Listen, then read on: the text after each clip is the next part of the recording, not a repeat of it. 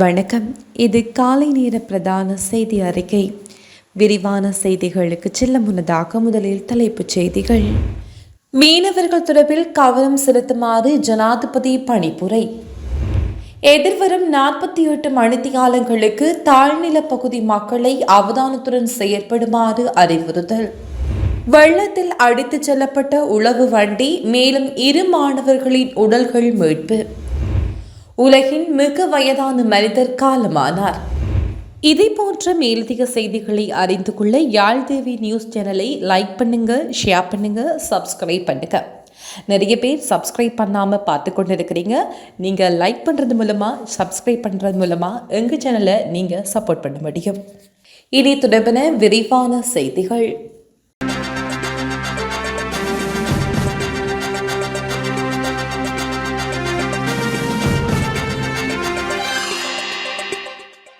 சிங்கப்பூரின் BP energy நிறுவனத்திற்கு எதிர்வரும் டிசம்பர் 15 முதல் 6 மாதங்களுக்கு இலங்கைக்கான டீசல் வழங்குவதற்கான ஒப்பந்தத்தை வழங்குவதற்கு அமைச்சரவை அனுமதி அளித்துள்ளது.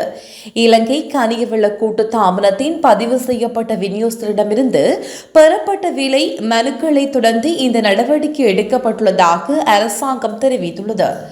அதற்கமைய எதிர்வரும் டிசம்பர் 15 முதல் அடுத்த வருடம் ஜூன் மாதம் 14 வரையிலான 6 மாத காலத்திற்கு 4 கப்பல் டீசல் தொகையை இறக்குமதி செய்வதற்கான ஒப்பந்தத்திற்காக சிங்கப்பூரில் பிபி எனர்ஜி நிறுவனம் விலை மனுவை சமர்ப்பித்துள்ளது. அமைச்சரவையினால் நியமிக்கப்பட்ட விசேட கொள்முதல் குழுவின் பரிந்துரைகளின் அடிப்படையில் குறித்த ஒப்பந்தத்தை அந்த நிறுவனத்திற்கு வழங்குவதற்கு அமைச்சரவை அனுமதி வழங்கியுள்ளது. மேல்முறையீட்டு நீதிமன்றத்தினால் நிதியரசர்களை நியமிக்காமை தொடர்பில் தாக்கல் செய்யப்பட்ட அடிப்படை உரிமை மீறல் மனுவின் முன்னாள் ஜனாதிபதி ரணில் விக்ரமசிங்கவை பிரதிவாதியாக பெயரிடுவதற்கு உயர்நீதிமன்றம் அனுமதி அளித்துள்ளது.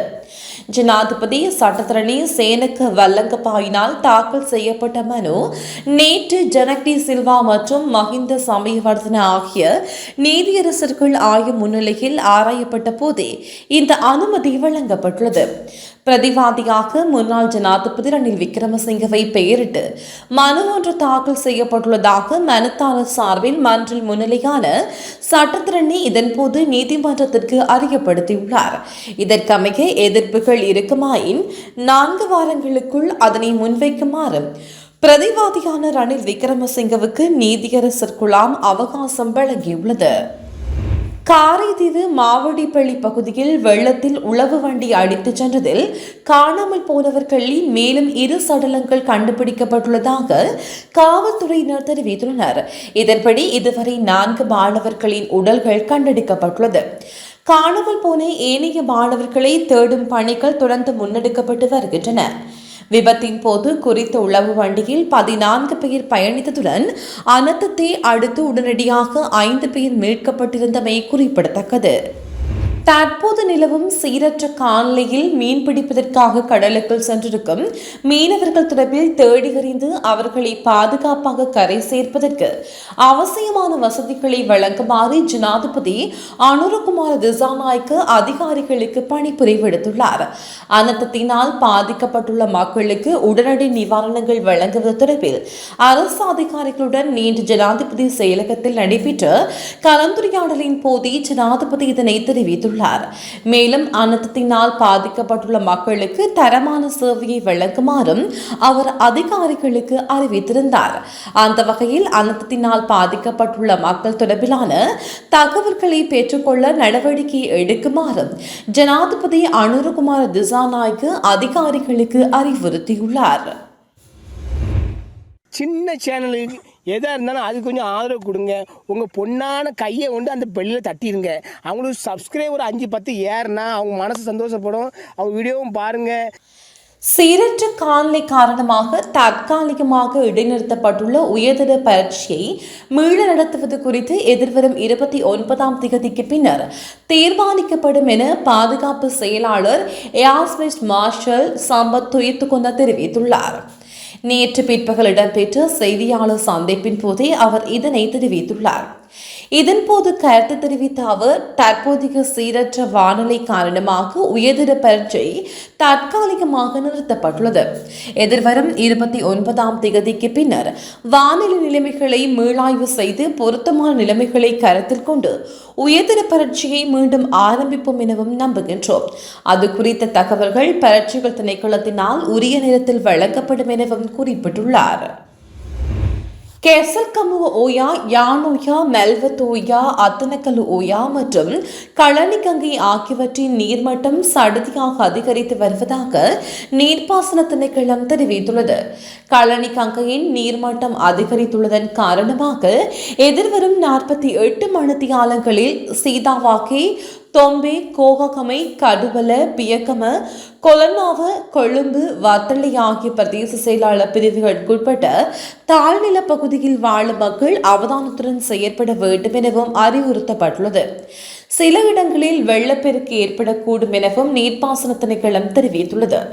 நிலவும் சீரற்ற வானிலையின் காரணமாக நீர்ப்பாசன திணைக்களத்தில் கீழுள்ள 73 நீர்த்தேக்கங்களில் 37 நீர்த்தேக்கங்கள் வான் பாய்வதாகவும் அந்த திணைக்களம் தெரிவித்துள்ளது.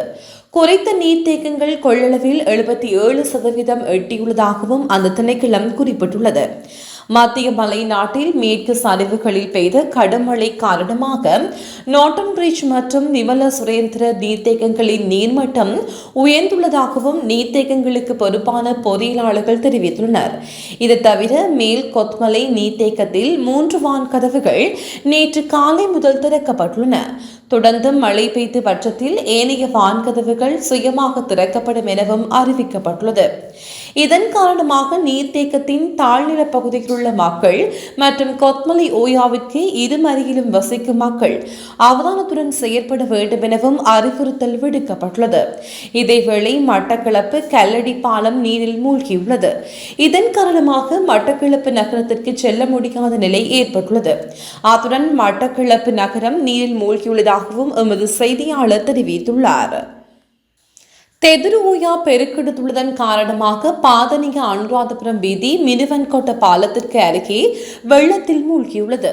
அந்த வீதியை பயன்படுத்துபவர்கள் மாற்று வழிகளை பயன்படுத்துமாறு குருநாகல் மாவட்ட செயலாளர் அறிவுறுத்தியுள்ளார். அனுராதபுரம் கொழும்பு பிரதான வீதியில் புத்தளம் சாம்பியடி பகுதியில் மரம் ஒன்று முறிந்து வீழ்ந்ததில் குறித்த வீதியுடான போக்குவரத்து பாதிக்கப்பட்டுள்ளது. அதே நேரம் உடப்புஸ்லாவ வெளிமடி பகுதியில் கம்பகா பகுதியில் மண்மேடு சரிந்து வீழ்ந்துள்ளமையால் குறித்த வீதியுடான போக்குவரத்து பாதிக்கப்பட்டதாகவும் எமது செய்தியாளர் தெரிவித்துள்ளார். இதேவேளை களனி கங்கையின் நீர்மட்டம் அதிகரித்துள்ளதால் மல்வானி, பியகமை ஆகிய பிரதேசங்களில் நீரில் மூழ்கியுள்ளது.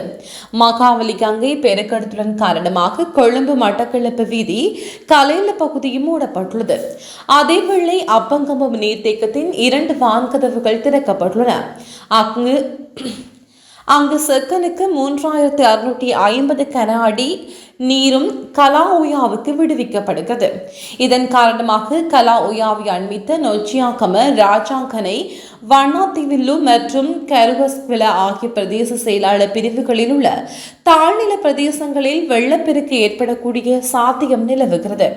அத்துடன் அனுராதபுரம், வவுனியா மற்றும் மன்னார் மாவட்டங்களின் சில பகுதிகள் பெய்து வரும் கனமழை காரணமாக மெல்வத் ஓயா அண்மித்த தாழ்நில பகுதிகளில் வெள்ளப்பெருக்கு ஏற்படக்கூடிய சாத்தியம் நிலவுகிறது. அதற்கமைய மகாவிலட்சிய, வெங்கல செட்டிக்குளம், நானாட்டான், முசலி மற்றும் மடு ஆகிய பிரதேச செயலாளர் பிரிவுகளில் மெல்வத் ஓயாவை அண்மித்த பகுதிகளில் வசிப்பவர்களும் அவ்வழியாக செல்லும் பயணிகளும் இது தொடர்பில் முன்னெச்சரிக்கையுடன் செயல்படுமாறு கோரப்படுகிறது. உலகில் மிக வயதான மனிதர் ஜான் டிஸ்வுட் தனது 112 வயதில் காலமானார். நேற்றைய தினம் அவர் வசித்து வந்த இங்கிலாந்தின் சவுத்போர்ட் பராமரிப்பு இல்லத்தில் காலமானதாக கூறப்படுகிறது. இவர் 1912ஆம் ஆண்டு ஆகஸ்ட் மாதம் விவல்பூரில் பிறந்தார்.